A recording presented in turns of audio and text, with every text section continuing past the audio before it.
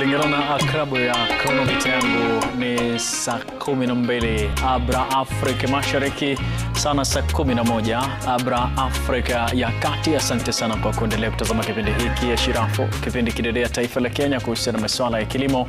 Na mimi popote ulipo upo tayari kusoma sana, kwa sababu hapa kuna makala ambayo yanakufaa wewe kama mwanafunzi wetu kupitia kipindi hiki cha kilimo cha Kenya's Gold.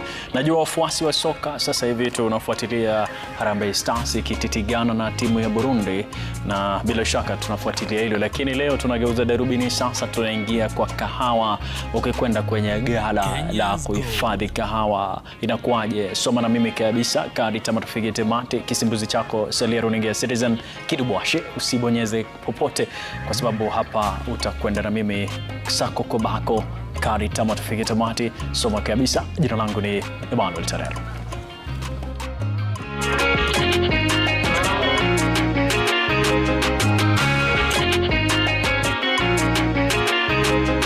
Habari za wakati huu, karibu sana katika kipindi cha Kenya's Gold. Nipo safarini, angalia nyuma yangu imeandikwa Exit, tupo warehouse, lakini hapa ni kwa kutokea. Tunakwenda sasa sehemu ya kuingilia. Ungependa sana kufahamu namna mambo yanafanyika hapa. Tumekwenda safari yote ya kahawa, lakini kahawa yako ikitoka shambani na unataka kufanya mahuruji au export, inakuaje? Itakuwa raha sana usome na mimi kadi tama tufike tamati. Hii ni warehouse ambayo tunahifadhi kahawa wakati tunasubiri kwenda kimataifa. Raha ilioje! Kuna mtaalamu ambaye atatufunza kabisa kuanzia mwanzo hadi kule mwisho. Soma na mimi, kalamu, karatasi, andika, tekeleza baadaye. Twende kazi.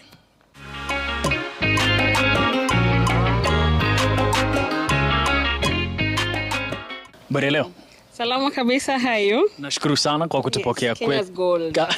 Welcome. Nashukuru sana. Yes. Kile kikubwa ambacho ningependa kujua, tumesafiri sana, tumekwenda kwa wakulima, tukafanya fermentation, tukafanya drying, lakini sasa tujajua tukitaka kusafirisha kahawa kwenda kimataifa tunafanya namna gani. Awali ya yote, naomba sana ujitambulishe, utuambie jina lako, kikubwa ambacho mnafanya hapa, na je, kwa hii sekta ya kahawa wewe umehudumu miaka mingapi?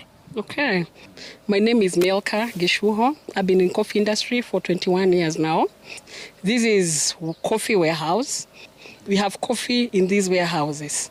All these coffees are from different regions of the country. After you visited the mills, that is called pre-milling.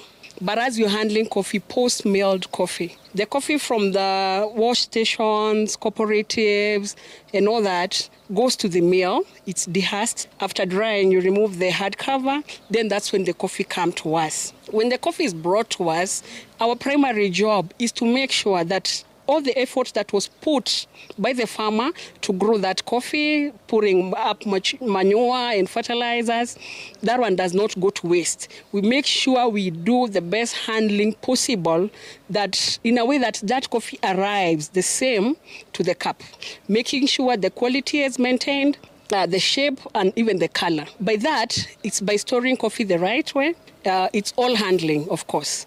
Package it in the right material, then shipping, handling, we call it end-to-end, to the last mile globally. We're able to handle from the smallest quantity. So there's no farmer that is discriminated that they cannot ship their coffee overseas to the highest quantity. So we can do a bag, we can do a small sample, and we can do even 50 containers, but primarily making sure the quality is maintained the way it came from the farm.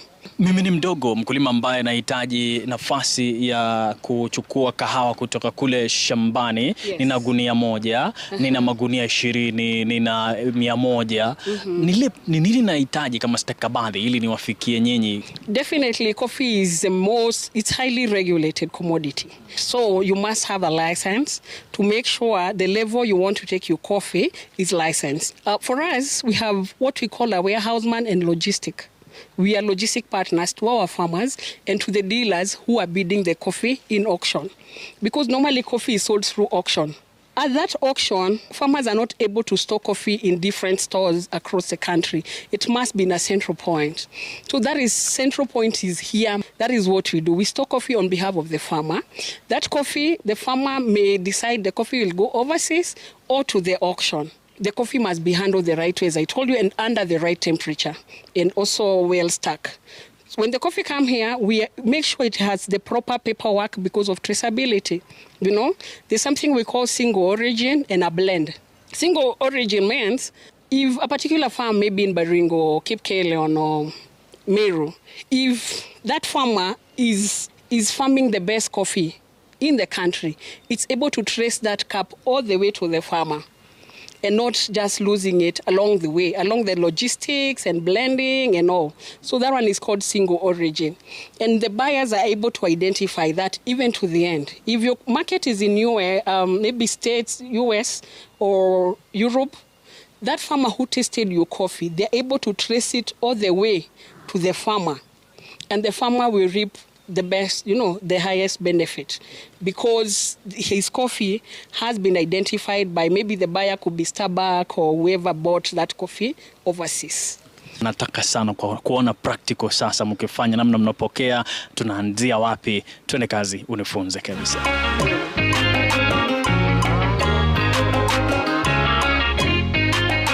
As you can see, this is a very busy place. We call it a coffee plant, a coffee processing plant. Mm-hmm. We have end-to-end processing plant. Mm-hmm. By end-to-end, I mean we can meet all your coffee needs. Okay. That is post-milled coffee. Mm-hmm. If you look at this machine, we call it a grader. Mm-hmm. This grader is the most modern machine. Mm-hmm. So when we talk about a screen 18 means a screen 18 here, in Europe, in US, whatever part of the world.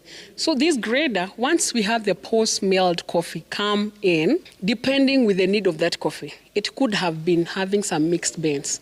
Mixed beans, I mean maybe AA, AB in that particular consignment. And you want to get out AAs out of that consignment of AB. Our primary job is to make sure the coffee is in the best state before it arrives to the destination. So when the farmers comes in with your coffee, it has different needs. If you look at this whole place, it's a busy place with we call it a coffee plant.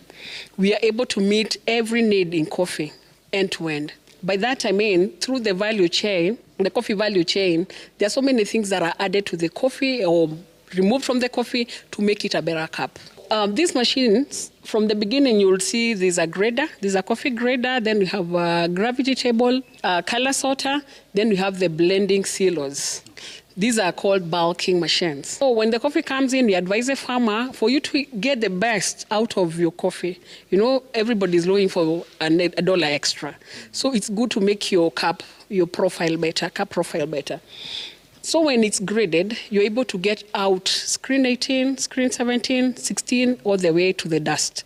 And that tells you there's no impurity that is going to be shipped out of the country. Screens means, they are also standard globally. And we have maybe a scenario whereby an AA is screen 18 and also a 17 is screen 18. So, but there are buyers who are very particular who would request for screen 18 as an AA. But the coffee has come in with a screen 18 and a 17 in it. So we advise the farmer just take it through the grader so that you're able to separate the two screens and he gets the best cup. The second machine is a gravity table.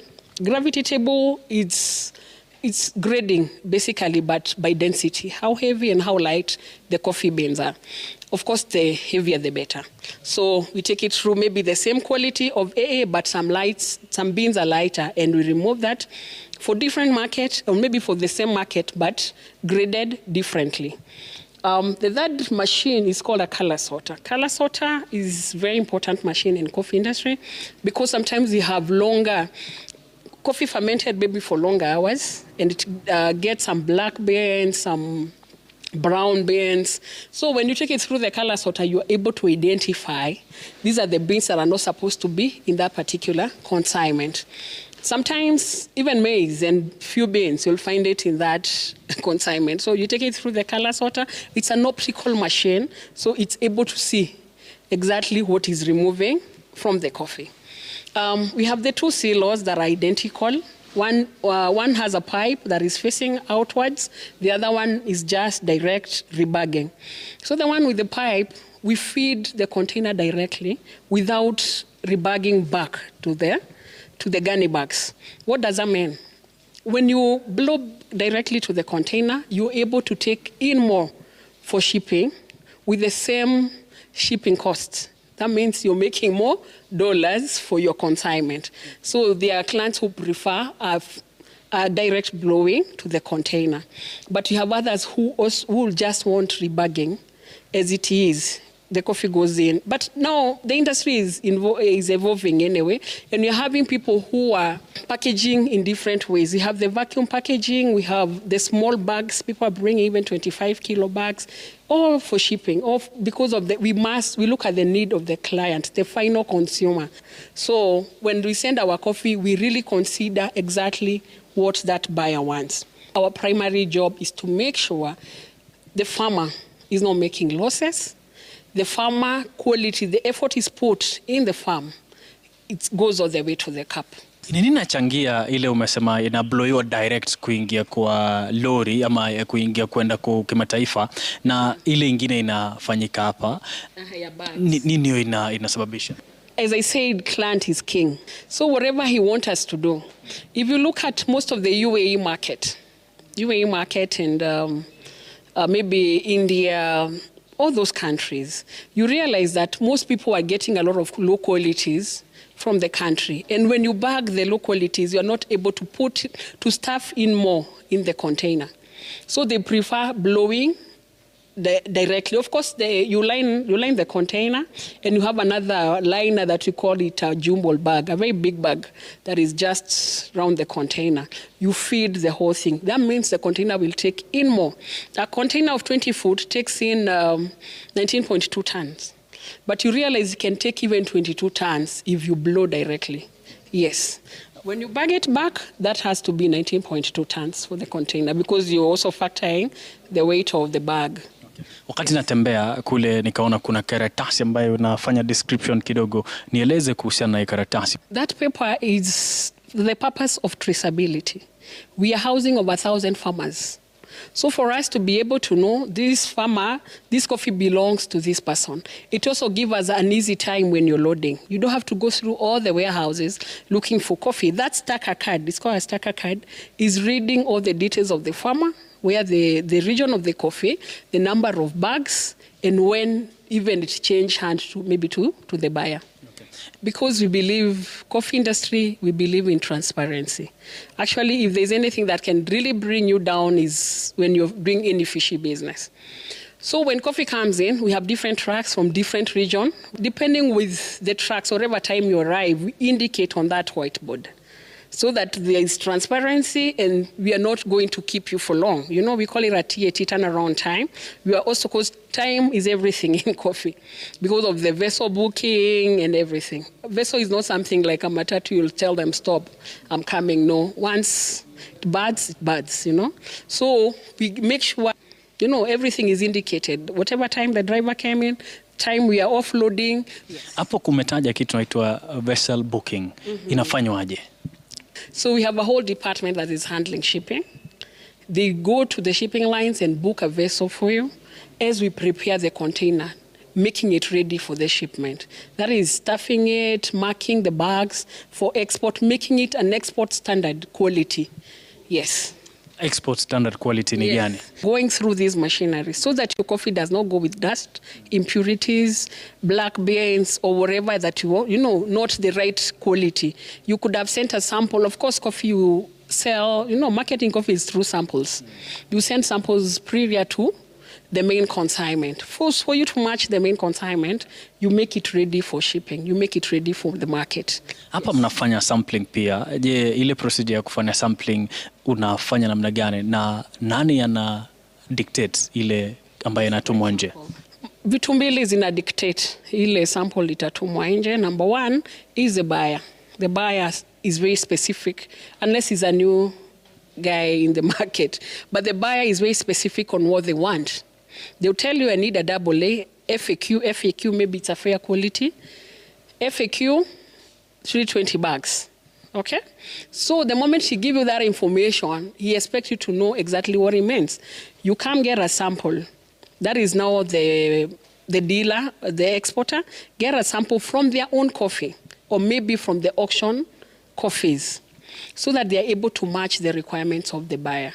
Kahawa hukaa kwa muda gani ndani hapa kabla ya kusafirishwa kwenda nje ama kuchukuliwa mtu ambaye angependa kununua? That is relative. This coffee comes in the morning and the evening is shipped. So depend with the readiness of the seller and the buyer. Kiangalia pia, sijui karatasi hiyo inamaanisha nini na unapenda unieleze pia umuhimu wake, na kubwa zaidi pia ukiangalia kwa warehouse yenu kuna hewa ambayo inapita kwa uzuri sana, nieleze maana yake.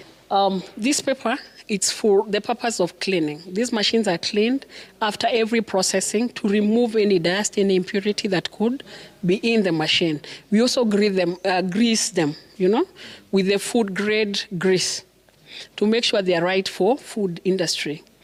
On that paper, we are supposed to tick on that because sometimes you may overlook and even forget when the last time you greased the machine. So you indicate the exact date you greased and the next date of greasing. So that one gives you also, you're able to trace exact dates. Coffee needs a cool place. You can feel it's not like the weather outside. The place is very cool and the circulating air. And also you can see it's not directly to the roof. Because the moment it's direct to the roof, the heat is going to affect the coffee. That's why you see it's insulated. Wakati yule buyer anakuja, ni yeye mwenyewe ataangalia nataka hii, na atajuaje kama uko mbali? We send samples, pre-shipment samples. We actually call them approval samples. I send you a sample. The moment umepata hiyo sampuli, you either approve it or reject it. You tell me this coffee is rejected. The other statement could be this coffee is accepted. Is it available? Is it X warehouse? Those are the questions the buyer would ask. Yes, and of course coffee, there's a lot of, you must be a very trusted person to handle the commodity because it's a high value commodity. Yes. Je, kuna wakati ambapo yule buyer ameitisha na amna na huwa mnafanya nini? Kama hatuna, kwa sababu you cannot have the same sample year in year out, but you're able to match the sample because coffee is grades. There's A, B, all the way to the end. The 7 grades. Then also that quality we cap through. The way you cap wine is the same way. We call it capping. Cap profile. You have the profile for that coffee. So as much as I told you the traceability, you're able to trace this coffee from this region and you're able to know this profile from this region, taste like this, and you're able to match with whatever the buyer wants. So year in, year out, you have the coffee. Naomba kujua tofauti ya mzigo ambao unakwenda kwa meli na ule mzigo ambao unakwenda kwa ndege. On a normal cases, coffee is very heavy. Kwa hivyo ile mzigo inaenda kwa ndege lazima ikuwe it's very light. Approximately a ton. Above that we do by sea. But the packaging is very different when it comes to sea because you must do the hermetic bags before you do the main jute bag on top. But for the flight you can do any packaging material that you want. Wakati umetaja kuna bags unatumia terms ambazo labda mkulima hataelewa kwa haraka, naomba unielezee kwa urahisi. Rangi hii ya ndani ni ya nylon, ni karatasi ya nylon but food grade. It's food grade and very good quality. That is what the one we have on top. But on top we have the jute bag. That is kitambo tulikuwa tunaita makonge. But right now it's made of different material. Inaitwa jute. Yes. Unahisi namna gani kuwasaidia wale wakulima ambao hapo nyumbani kila wakati wanakutegemea wewe, wanataka kusafirisha kimataifa, unawapitisha? That is what makes me wake up in the morning. I feel so good when a farmer gets a client and ship his coffee overseas. Because that is actually success to me. That is what I call success. Kuna wakulima ambao wanakosea quality ambayo unahitaji, utaambia nini? Yes. Wengi sana waweke kahawa yao manure, let them take care of their coffee. The coffee trees are giving even 15 kilos. I've seen people who are giving 15 kilos. So coffee is just like human beings. Whatever you feed it, it's going to show. Asante sana, nimeshukuru kabisa. Mtazamaji umetufuatilia na ni raha ilioje. Yeye amefanya vizuri kwa mazungumzo yake, kwa raha sana. Sikujua na bado nasema sikujua kwamba tutasafiri hadi hapa. Tuingie kwa warehouse tujue kahawa ikifika, bado kuna process tena ambayo inaipitia. Tumeona tukikwenda kule kwa milling, lakini bado wanasafisha kulingana na nani ananunua, anataka quality gani. Ni raha ilioje kusoma kutoka kwake. Amemiminika maarifa kweli kweli, mwerevu sana. Lakini anawasi pia muangalie kule shambani, angalia umetumia mbolea mboji na itakuwa raha sana. Nisemeje sasa? Endelea kutazama kipindi cha Keenan's Gold, kipindi Ashirafu Taifa la Kenya.